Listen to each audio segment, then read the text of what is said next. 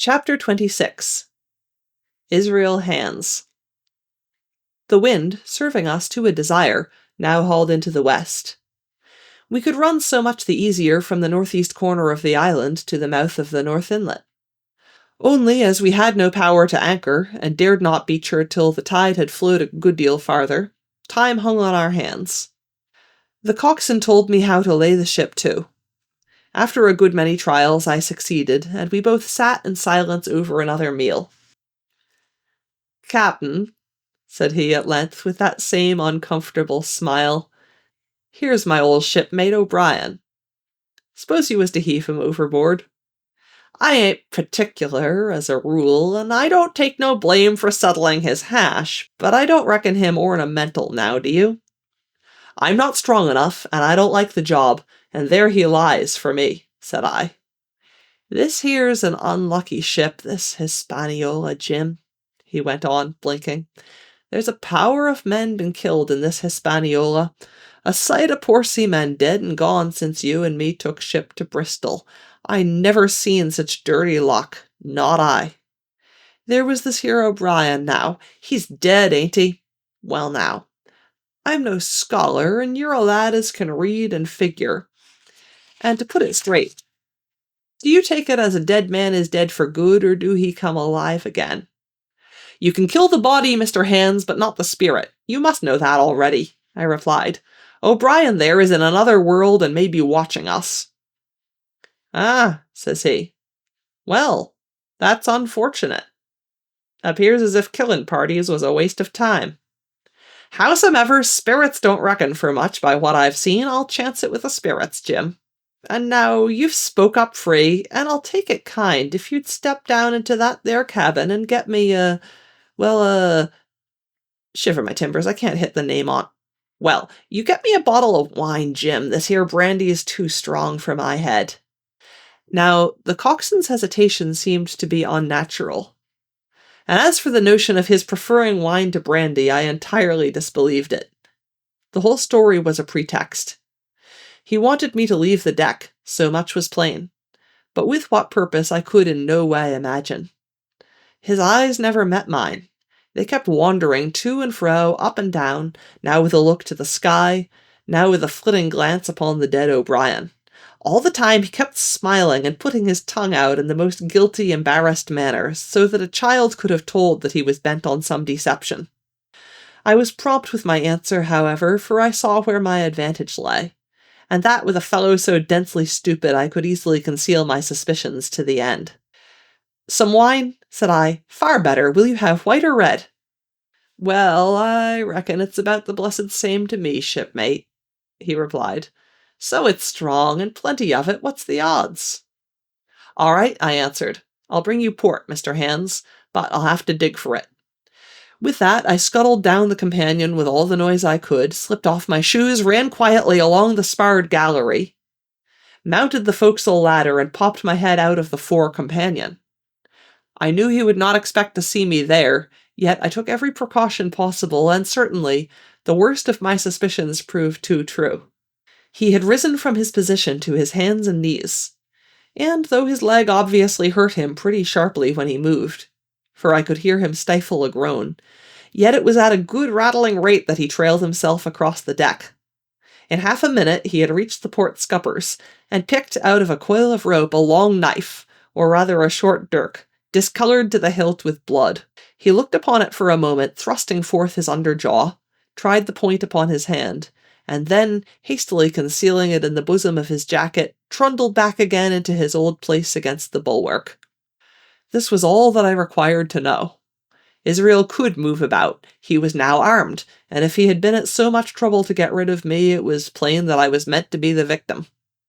What he would do afterwards, whether he would try to crawl right across the island from North Inlet to the camp among the swamps, or whether he would fire Long Tom, trusting that his own comrades might come first to help him, was of course more than I could say. Yet I felt sure that I could trust him in one point, since in that our interests jumped together, and that was in the disposition of the schooner. We both desired to have her stranded safe enough, in a sheltered place, and so that when the time came she could be got off again with as little labor and danger as might be. And until that was done, I considered that my life would certainly be spared. While I was thus turning the business over in my mind, I had not been idle with my body. I had stolen back to the cabin, slipped once more into my shoes, and laid my hand at random on a bottle of wine, and now, with this for an excuse, I made my reappearance on the deck. Hans lay as I had left him, all fallen together in a bundle and with his eyelids lowered as though he were too weak to bear the light. He looked up, however, at my coming, knocked the neck off the bottle like a man who had done the same thing often, and took a good swig, with his favourite toast of, "Here's luck." Then he lay quiet for a little, and then, pulling out a stick of tobacco, begged me to cut him a quid. "Cut me a junk of that," says he, "for I haven't no knife and hardly strength enough, so be as I had. Ah, Jim, I reckon I've missed days. Cut me a quid, as'll likely be the last, lad, for I'm for my long home and no mistake." "Well," said I, "I'll cut you some tobacco. But if I was you, and thought myself so badly, I would go to my prayers like a Christian man." "Why?" said he. "Now, you tell me why." "Why?" I cried. "You were asking me just now about the dead. You've broken your trust. You've lived in sin and lies and blood. There's a man you killed lying at your feet this moment, and you ask me why? For God's mercy, Mr. Hans, that's why." I spoke with a little heat, thinking of the bloody dirk he had hidden in his pocket and designed, in his ill thoughts, to end me with. He, for his part, took a great draught of the wine and spoke with the most unusual solemnity. "For 30 years, he said, "I've sailed the seas and seen good and bad, better and worse, fair weather and foul, provisions running out, knives going, and what not. Well now, I tell you, I never seen good come o' goodness yet. Him as strikes first is my fancy. Dead men don't bite. Them is my views. Amen, so be it. And now you look here," he added, suddenly changing his tone. "We've had about enough of this foolery. The tide's made good enough by now. You just take my orders, Captain Hawkins, and we'll sail slap in and be done with it." All told, we had scarce 2 miles to run, but the navigation was delicate. The entrance to this northern anchorage was not only narrow and shoal, but lay east and west, so that the schooner must be nicely handled to be got in. I think I was a good prompt subaltern, and I am very sure that Hans was an excellent pilot, for we went about and dodged in, shaving the banks with a certainty and a neatness that were a pleasure to behold. Scarcely had we passed the heads before the land closed around us. The shores of North Inlet were as thickly wooded as those of the southern anchorage, but the space was longer and narrower and more like what in truth it was, the estuary of a river. Right before us at the southern end we saw the wreck of a ship in the last stages of dilapidation. It had been a great vessel of 3 masts, but had lain so long exposed to the injuries of the weather that it was hung about with great webs of dripping seaweed, and on the deck of it shore bushes had taken root and now flourished thick with flowers. It was a sad sight, but it showed us that the anchorage was calm. "Now," said Hans, "look there. There's a pet bit for to beach a ship in. Fine flat sand, never a cat's paw, trees all around of it, and flowers a-blowing like a garden on that old ship." "And once beached," I inquired, "how shall we get her off again?" "Why so," he replied. "You take a line ashore there on the other side at low water, take a turn about one of them big pines, bring it back, take a turn around the capstan, and lie to for the tide. Come high water, all hands take a pull upon the line, and off she comes as sweet as nature. And now, boy, you stand by. We're near the bit now, and she's too much way on her. Starboard a little, so.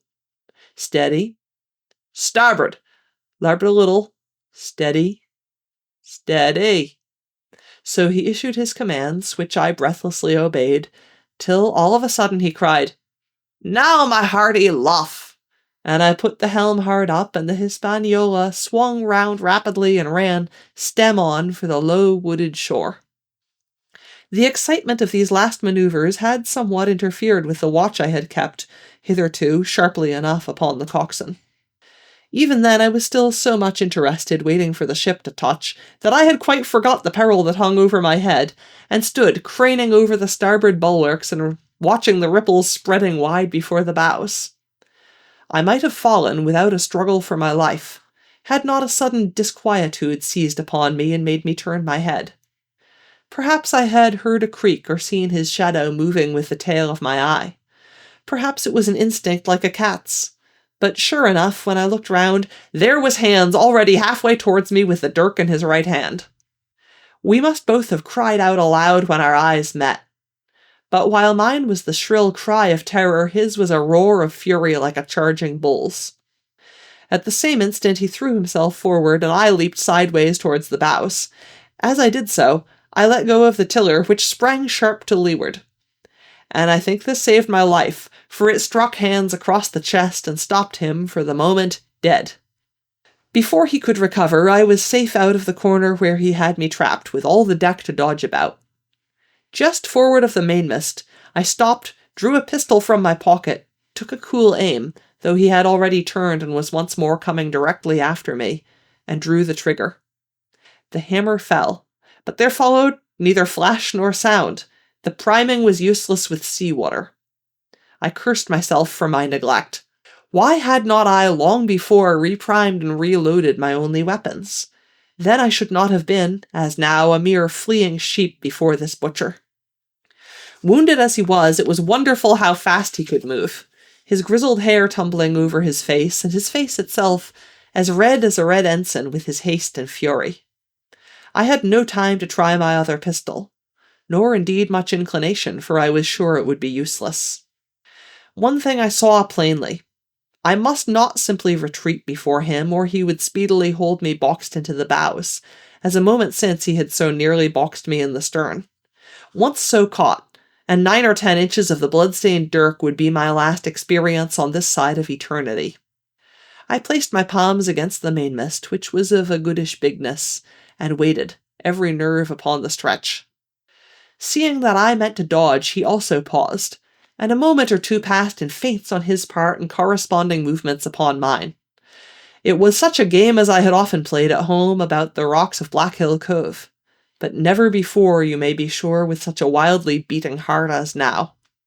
Still, as I say, it was a boy's game, and I thought I could hold my own at it against an elderly seaman with a wounded thigh. Indeed, my courage had begun to rise so high that I allowed myself a few darting thoughts on what would be the end of the affair. And while I saw certainly that I could spin it out for long, I saw no hope of any ultimate escape.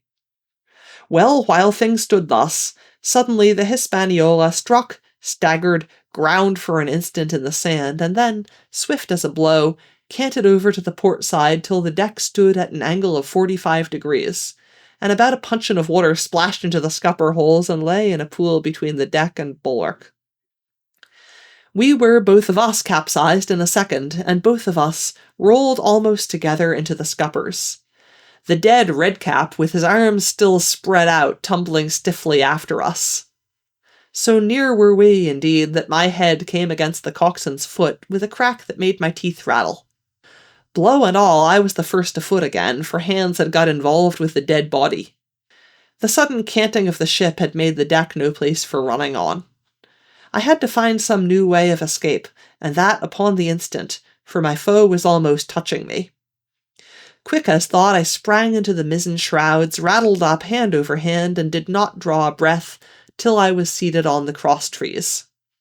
I had been saved by being prompt. The dirk had struck, not half a foot below me as I pursued my upward flight. And there stood Israel Hands with his mouth open and his face upturned to mine, a perfect statue of surprise and disappointment. Now that I had a moment to myself, I lost no time in changing the priming of my pistol. And then, having one ready for service and to make assurance doubly sure, I proceeded to draw the load of the other and recharge it afresh from the beginning. My new employment struck Hans all of a heap. He began to see the dice going against him, and after an obvious hesitation he also hauled himself heavily into the shrouds, and with the dirk in his teeth began slowly and painfully to mount. It cost him no end of time and groans to haul his wounded leg behind him, and I had quietly finished my arrangements before he was much more than a third of the way up. Then, with a pistol in either hand, I addressed him. "One more step, Mr. Hands," said I, "and I'll blow your brains out. Dead men don't bite, you know," I added with a chuckle. He stopped instantly. I could see by the working of his face that he was trying to think, and the process was so slow and laborious that in my newfound security I laughed aloud. At last, with a swallow or two, he spoke, his face still wearing the same expression of extreme perplexity. In order to speak, he had to take the dagger from his mouth, but in all else he remained unmoved. "Jim," says he, "I reckon we're fouled, you and me, and we'll have to sign articles. I'd have had you but for that there lurch, but I don't have no luck, not I, and I reckon I'll have to strike, which comes hard, you see, for a master mariner to a ship's younker like you, Jim." I was drinking in his words and smiling away as conceited as a cock upon a wall, when all in a breath back went his right hand over his shoulder. Something sang like an arrow through the air. I felt a blow and then a sharp pang, and there I was, pinned by the shoulder to the mast. In the horrid pain and surprise of the moment, I scarce can say it was by my own volition, and I am sure it was without a conscious aim, both my pistols went off and both escaped out of my hands. They did not fall alone. With a choked cry, the coxswain loosed his grasp upon the shrouds and plunged head first into the water.